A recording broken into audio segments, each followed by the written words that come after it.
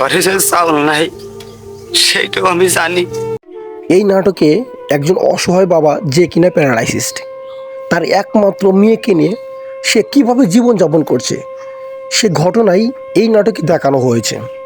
আশা করি সবাই শেষ পর্যন্ত ভিডিওটা দেখবেন এবং আমাদেরকে সাপোর্ট করে যাবেন। বাবা, তুমি এখানে বসে থাকো, আমি ঘর থেকে চাউল এনে রান্না করতে যাই।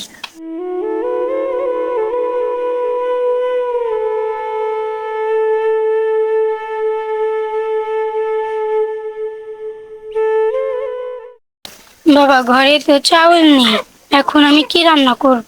মারে, ঘরে যে চাউল নাই সেইটাও আমি জানি। আমি এমন একজন বাবা হইছি, তোরে যে এক মুঠ খাওয়াবো সেই শক্তিটাও আমার আর নাই। এই যন্ত্রণাই কষ্ট আমি আর সহ্য করতে পারতেছি না।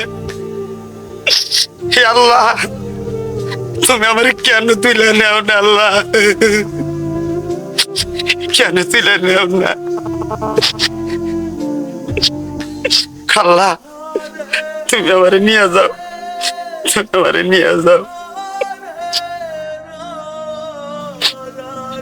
চল মা, আমরা বাপ মেয়ে দুজন ভিক্ষা করতে যাই, চল।